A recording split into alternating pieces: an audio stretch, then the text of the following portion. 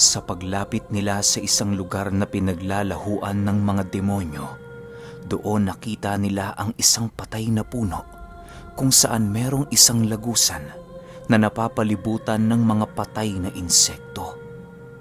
Kulay itim din ang liwanag na nanggagaling sa loob nito na parabang patungo yon sa mundo ng mga engkanto.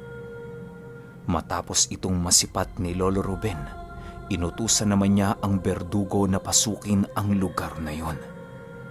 Panatag naman siyang walang mangyayaring masama sa kanyang kasangga sa kadahilan ng kaya nitong makibagay sa mga presensyang pumapalibot sa lugar na kanyang kinaroroonan. Sa pagpasok ng berdugo sa looban ng lagusan, tuluyan namang naglaho ang pisikal nitong katawan. Sa puntong yon, doon na unawaan ni Lolo Ruben na maaaring isang pinto lamang ang dinaanan ng berdugo. Paglabas nito, dali-dali naman yung lumapit sa maharlikang engkanto upang iulat ang kanyang mga nakita sa loob ng lagusan. Ben, mukhang tama nga ang iyong hinala. Isang ordinaryong pintuan lamang ang lagusan na yan na merong salamang kang pangkubli. Wika ng maharlikang engkanto. Kasabay ng pagwika nito ay siya namang pagtarak ni Lolo Ruben ng kanyang punyal sa harapan ng lagusan. Kisap mata lamang noon ang lumipas, bigla namang nanlaki ang mga mata ni Pilipo nang masipat niya ang mga kalansay na natarakan ng punyal. Maya-maya pa, doon na dahan-dahang lumitaw ang pugad ng mga demonyo na ikinubli ng daan-daang bangkay ng tao. Ayon kay Pilipo, na ang lugar na ikinubli noon ng salamangkero ay isang napakalaking mansyon na pinamamahayan ng iba't ibang lahi ng mga demonyo. Nagawa itong maikubli sa pisikal na mundo sa pamamagitan ng pagsakripisyo ng hindi mabilang na kaluluwa ng mga tao. Pagpasok nila sa lugar na yon, rinig na rinig nila ang bawat paghinga ng mansyon na parabang meron itong sariling buhay. Bagaman ganun na ang kanilang nararamdaman sa lugar, ninais pa rin nilang pasukin ito upang malaman ang bawat sikreto ng mga demonyo. Ben, maging alisto kayo. Meron akong nararamdamang mali sa lugar na ito. Bulong ng maharlikang engkanto sa unang pagtapak nito sa papag ng mansyon. Huwag kang maglala, kaibigan. Nakahanda kami. Hindi naman tayo dapat maging panatag sa lugar na ito dahil unang-una, pugad ito ng mga demonyo. Sagot naman ni Lolo Ruben. Kasabay ng pagwika nito ay siya namang mabilisan itong pagsuyod sa lugar upang kunin ang mga bagay na merong halaga para sa kanila. Naghiwa-hiwalay din sila noon sa lugar nang sa gayoy madali nilang mahanap ang mga bagay na nais nilang makita. Ilang minuto pa ang lumipas, doon na nadapo si Pilipo sa pangatlong silid ng mansyon. Habang pinagmamasda naman niya ang pintuan ng kwarto, halos hindi niya maiwasang magtaka sa kadahilan ng lahat ng silid na nasa gilid ng pasilyo ay walang nakasaradong pinto. Maya-maya pa, doon na niya dahan-dahang binuksan ang pintuan at kasabay nito ang pagsilay niya sa nilalaman ng kwarto. Nang tuluyan na niyang mabuksan ang pinto, agad namang bumungad sa kanya ang isang lalaki na halos butot balat na ang pangangatawan. Meron itong nakadikit na isang papel sa kanyang dibdib na may kung anong simbolo ang nakaukit. Nang akmang lalapitan na ito ni Pilipo, mabilis na naman siyang napailag dahil sa pagsipat niya ng isang puwersang hangin na pinakawala ng nilalang. Kasabay ng pag-atake nito ay siya namang mabilisan nitong pagsugod kay Pilipo. Nang masipat naman niya ang ginawa ng demonyo, Agad naman niyang tinawag ang karit ng sinukuan upang masalag ang pag-atake nito. Paglapat ng matatalas na kuko ng demonyo sa karit ni Pilipo, agad naman siya nitong nilundagan sa ulo na siyang naging sanhi upang madapo yon sa bahaging malapit sa pinto ng mansyon. Matapos ang mga pangyayaring yon, agad namang lumapit si Lolo Ruben sa kanyang kinaroroonan upang alamin ang mga kaganapan. Pagsilay niya sa demonyo, doon niya napagtanto na ang nilalang na yon ang tagapagbantay ng lugar na kanilang pinasok. Walang nakakalabas sa lugar na ito na walang pahintulot ko. Mabubulok kayo rito, mga antingero. Wika ng demonyo. Kasabay ng pagwika nito, ay siya namang dahan-dahang paglaho ng kanilang mga kasanggang engkanto. Sa puntong yon, doon na unawaan ni Lolo Ruben na tanging mga likha na lamang na merong pisikal na wangis ang pinahihintulutan sa lugar na yon. Maya-maya pa, dahan-dahan naman niyang hinawakan ang balikat ni Pilipo nang masipat niya ang labis na pagkabahala nito. Huwag kang maniwala sa mga bagay na sinasabi niya, Pilipo. Walang ganyang kaganapan dito sa mundo dahil tanging Diyos lamang ang perpekto. Hindi ako naniniwala na merong demonyong hamak na makakapantay sa kanyang dakilang gawa. Wika ni Lolo Ruben. Kasabay ng pagwika nito ay siya namang pagbaba ng kanyang latigo sa papag na kanilang kinaroroonan. Patuloy lang naman niyang tinititigan ng demonyo habang naghahanap ng mga paraan upang matakasan nila ang lugar na pinaghaharian nito. Maya-maya pa, bigla namang naging alisto sila Pilipo nang masipat nila ang mabilisang pagkuha ng nilalang ng isang papel na merong nagliliwanag na simbolo. Segundo lang naman noon ang lumipas nang mabilisan itong inilapat ng demonyo sa kanyang katawan na siyang naging sanhi upang magkaroon ito ng pambihirang lakas sa pisikal man o espiritual. Habang nagsisisigaw ang nilalang dahil sa nag-uumapaw niyang kapangyarihan, tanging pagtitig lamang ang ginawa dito ni Lolo Ruben habang ngumingisi. Mukhang hindi mo pa yata alam kung saan ka lulugar, demonyo. Wika ni Lolo Ruben. Matapos nitong magsalita ay siya namang dahan-dahan niyang pagbalik ng kanyang latigo habang may kung ano itong usal na binibigkas. Habang dinidinig ito ni Pilipo, maging siya ay hindi maiwasang mabingi sa mga ibinubulong ni Lolo Ruben sa hangin. Maya-maya pa, bigla na lamang napaatras si Pilipo nang masipat niya ang isang banal na nilalang na dahan-dahang lumilitaw sa likuran ni Lolo Ruben. Kahit ilang ulit mang piliti ni Pilipong masilayan ang pagkakakilanlan ng nilalang, hindi niya pa rin yun nagagawa dahil sa lakas ng sabulag nitong tangan-tangan. Ang tanging nasisipat lamang noon ni Pilipo ay ang hindi mabilang na mga mata na nasa kamay nito. Ilang segundo lamang noon ang lumipas, agad namang nabaling ang paningin ni Pilipo sa umiiyak na demonyo. Pagsilay niya sa kinatatayuan nito, tanging pagkagulat na lamang ang kanyang naramdaman nang masipat niyang nilalamuna ng apoy ang buo nitong katawan. Pagbagsak ng nilalang sa lupa, agad namang naglaho ang lumitaw na likha sa likurang bahagi ni Lolo Ruben. Maya-maya pa, mabilisan din naman silang tumakbo papalabas ng mansyon nang maramdaman nila ang dahan-dahang pagguho nito. Awa naman ng Diyos, nagawa nilang makalabas sa lugar na yon bago tuluyang gumuho ang kabuuan nito. Pagsilay ni Pilipo sa paligid, agad niya namang nasipat ang benim na dahan-dahang naglalaho. Ruben, ramdam kong ginamit mo ang kapangyarihan ng cherubim. Ayos ka lang ba? Tanong ng maharlikang engkanto.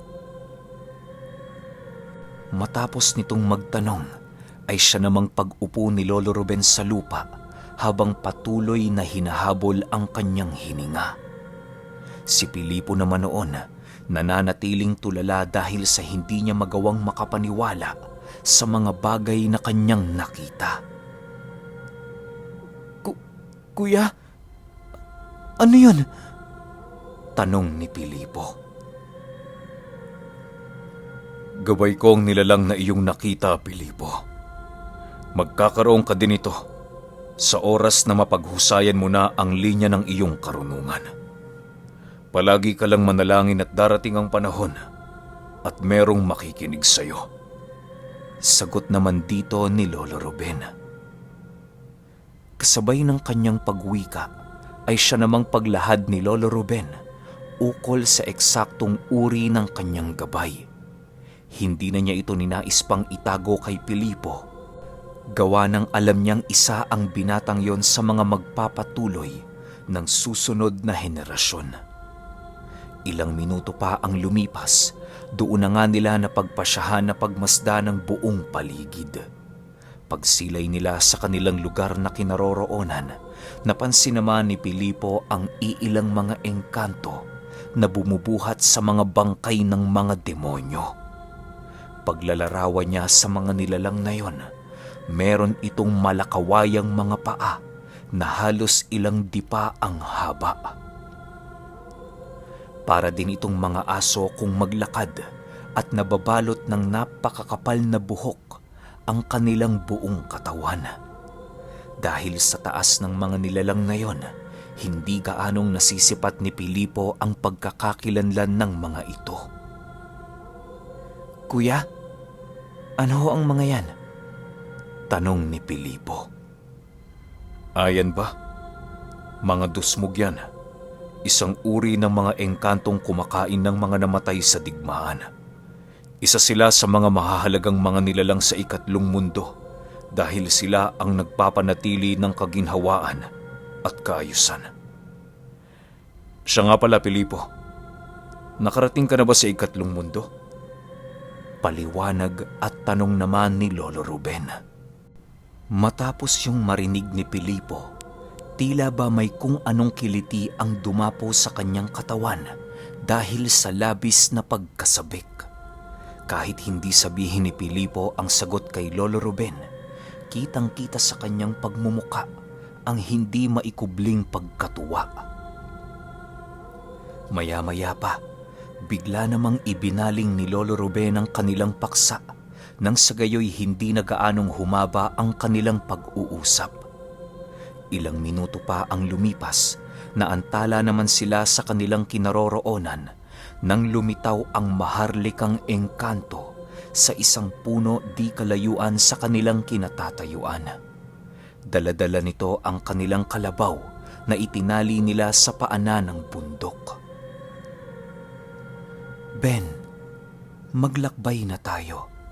Meron akong naaamoy na panganib sa lugar na ito. Wika ng maharlikang engkanto. Matapos nitong makapagwika, ay siya namang mabilisan nilang pagsakay sa kalabaw upang muling simula ng kanilang paglalakbay. Nang makalayo na sila sa kabundukan ng Bagagining, bigla naman silang naantala sa kanilang paglalakad nang marinig nila ang isang napakalakas na pagdagungdong ng lupa. Sinabayan din yon ng malalakas na pag-atungal ng kung anong demonyo na nanggaling sa lugar na kanilang pinuntahan. Matapos ang mga pangyayari, agad naman nilang ipinagpatuloy ang kanilang paglalakbay. Mas binilisan na nila noon ang kanilang pag-usad nang sa gayoy magawa nilang mapuntahan ang pinagpupugaran ng salamangkero. Isang araw pa ang lumipas, patuloy pa ring naglalakbay ang pangkat ni Lolo Ruben. Kahit nakakaramdam na sila ng pagod, hindi pa rin sila sumusuko dahil sa kanilang pagnanais na mapagtagumpayan ang kanilang misyon. Kapag sumasapit noon ang tanghali, Iniiwan naman ni Lolo Ruben si Pilipo para bumalik sa kanyang kubo. Hindi kasi siya maaaring magpahalata noon sa kanyang mga kaibigan, gawa ng meron din silang kinakaharap na sigalot sa kanilang baryo. Sa isip noon ni Lolo Ruben, mas mainam na hindi na malaman nila Lolo Enteng ang mga pangyayari upang kahit papaano'y hindi na ito mag-alala para sa kanyang sariling kaligtasan. Kapag natapos naman niya doon ang kanyang trabaho, mabilisan naman siyang pumapasok sa tanawan upang tunguhin ang kinaroroonan ni Pilipo. Ganon at ganon palagi ang ginagawa ni Lolo Ruben upang magawa niyang mahati ng balanse ang kanyang oras. Pagsapit ng hapon noong mismong araw, narating na nga nila Pilipo ang lugar na nasasakupan ng paniki. Pilipo, yan, sa bandang yan. Diyan ako nakatira. Sana balang araw, kapag wala ka ng problemang kinakaharap, magawa mo kong mabisita. Wika ni Lolo Ruben habang itinuturo ang direksyon ng kanyang kubo. Matapos itong marinig ni Pilipo, mabilisan naman niyang pinagmasdan ang tahanan ni Lolo Ruben para naman kahit papaano'y magawa niya itong matandaan. Bagaman malayo ang kanyang bahay sa lugar ng antingerong kanyang tinitingala, mataas pa rin ang kanyang pag-asa na balang araw makakatungtong siya sa mismong tahanan nito. Ilang oras pa ang lumipas, muli na naman nilang ipinagpatuloy ang kanilang paglalakbay. Nadapo sila noon sa likurang bahagi ng baylan kung saan naroon ang halos hindi mabilang na mga bulubunduking lugar. Nang marating nila Lolo Ruben ang isang tuktok ng burol, dali-dali naman nilang tinungo ang direksyon na kinaroroonan ng kabundukan ng Bagahangdun. Pagsilay nila Pilipo sa isang bundok na merong 2 pangil na bato, agad namang itinuro sa kanya ni Lolo Ruben ang katabing bundok nito. Pilipo, yan na ang Bagahangdun na tinutukoy ng demonyo. Nakakapagtaka. Katabi lang ito ng syudad ng mga engkanto. Subalit hindi nila nagagawang matunugan ang mga masasamang presensyang bumabalot dito. Wika ni Lolo Ruben. Nang marinig ito ni Pilipo, panay naman ang ginagawa niyang pagmasid sa bundok habang nananatiling walang imik. Si Lolo Ruben naman noon, ninais nang bumalik sa kanilang kangga upang mapag-isipan ang kakaibang hiwaga na bumabalot sa katabing bundok ng syudad ng mga engkanto. Tinawag niya din noon si Haring Rufus nang sa gayoy masuyod ng mga alagad nito ang lugar na yon ng walang kahirap-hirap. Haring Rufus, noong mga nagdaang araw na naroon kayo sa inyong kaharian, wala ba kayong nararamdamang kakaibang presensya na bumabalot sa bawat lugar na inyong nasasakupan? Tanong ni Lolo Ruben. Wala naman akong nararamdaman o nababalitaan, Ruben. Sa pagkakaalam ko, malinis ang lahat ng teritoryong nasasakupan ko. Hindi nga ako makapaniwala ngayon na ang bundok na nais mong puntahan ay isa pala sa aking mga nasasakupan. Nahihiya ako sa iyo, Ruben. Labis akong nahihiya. Sagot naman ni Haring Rufus. Matapos ang kanilang pag-uusap, agad din namang naglaho ang hari ng baylan upang humingi ng permiso sa kanyang reyna para sa pagtipon ng iilan niyang mga mandirigma. Sila Pilipo naman noon, ninais ng bumaba ng burol upang maipagpatuloy ang kanilang pagtungo sa bundok ng Bagahangdun. Habang nasa kasagsagan sila noon ng paglalakbay, panay naman ang pakikipag-usap sa kanya ni Lolo Ruben ukol sa mga bagay na kinakailangan niyang gawin. Sinasanay din siya nito paunti-unti nang sa gayoy magawa niyang mapaghusayan ng husto ang benim at ang kapangyarihan ng sinukuan. Sa pagpapatuloy ng kanilang paglalakad, may mga napapansin ng kakaibang bagay si Pilipo kay Lolo Ruben. Animoy magmula noong umuwi ito, tila ba may katiting na nagbago sa kanyang presensya at pagkatao. Hindi naman ito gaanong pinapansin ni Pilipo dahil sa maaaring nagkataon lang ang mga bagay-bagay. Habang nasa kasagsagan sila ng paglalakbay, doon nila napag-usapan ang tungkol sa samahang kinakaaniban ni Lolo Ruben. May kakarampot na kasing balita doon si Pilipo, ngunit hindi niya pagaanong makumpirma dahil sa wala pa siyang nakikitang antingero na kaanib nito. Kuya, totoo ho bang may samahan kayong binubuo? Tanong ni Pilipo. Hindi binubuo, Pilipo. Bagkus ay nabuo.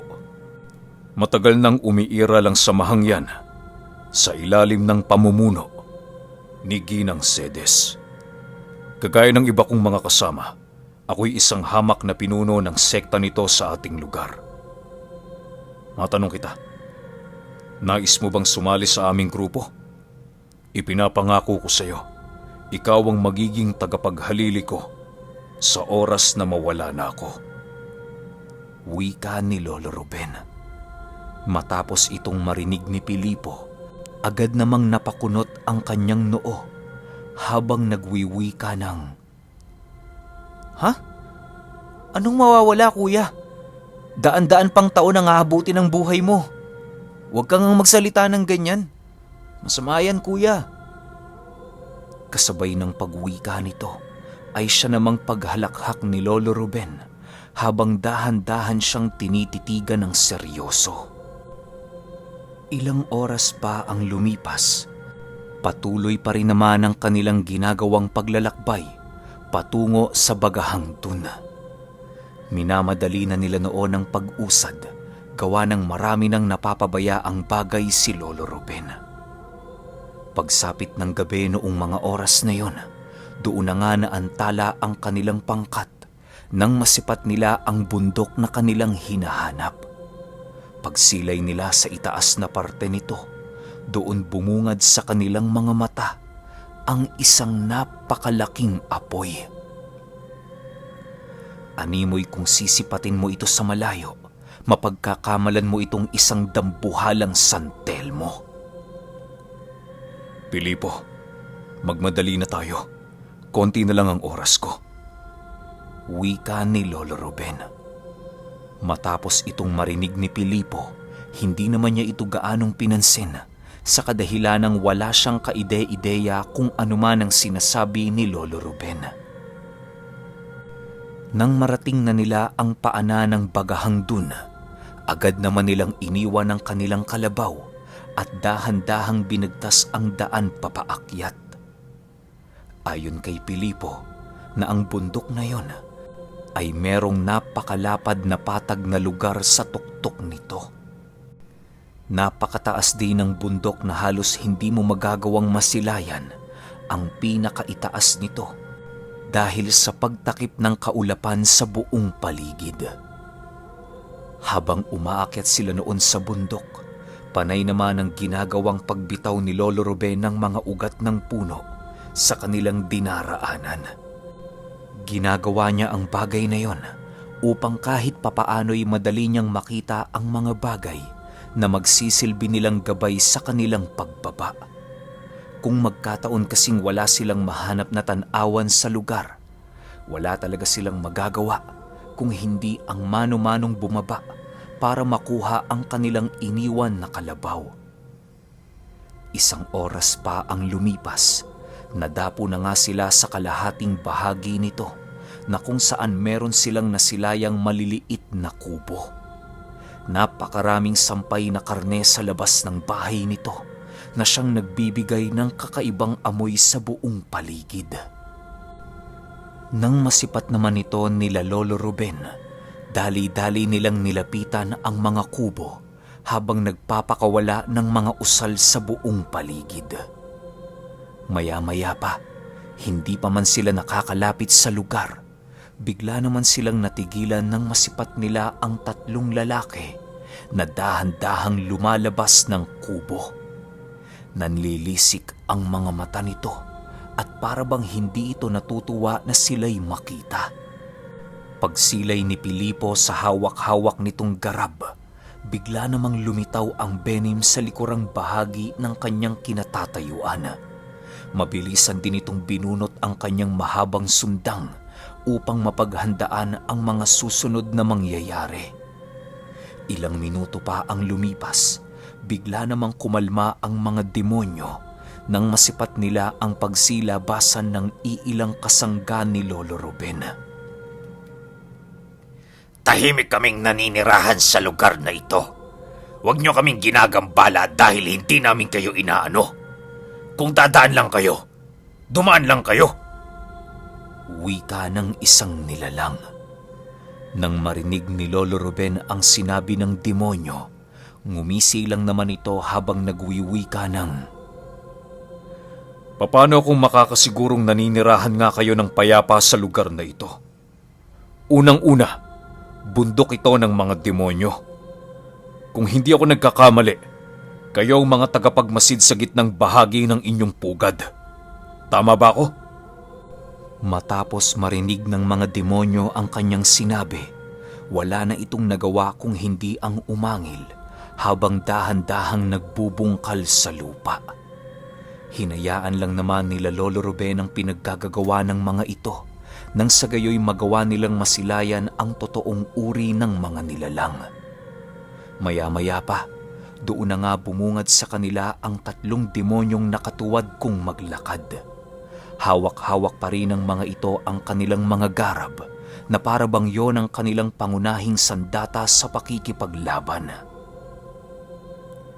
Matapos ang mga kaganapang yon, agad namang lumapit si Lolo Ruben kay Pilipo habang bumubulong ng, Sa'yo na yan, Pilipo.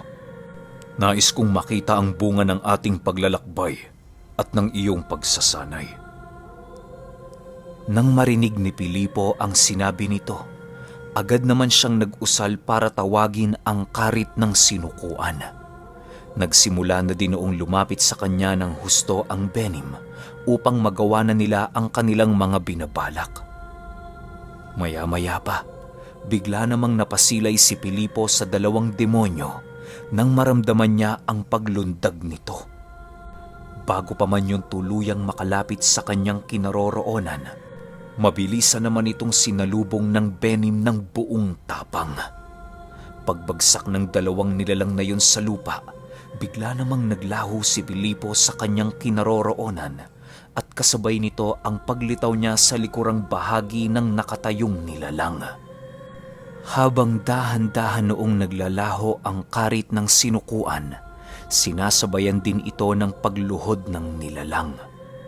Nang tuluyan na itong maglaho, bigla namang bumuluwak ang napakaraming likido sa katawan ng demonyo na siyang nagdulot ng mabilisan nitong kamatayan. Mahusay, Pilipo. Masaya ako dahil nagagawa mo ng kontroli ng pag-apaw ng iyong lakas sa iyong sandata. Yan ang katotohanan na meron kang natutunan sa ating ginagawang pagsasanay. Hindi maglalaon, alam kong magbubunga ng maganda ang anumang itinanim ko sa iyo. Wika ni Lolo Ruben.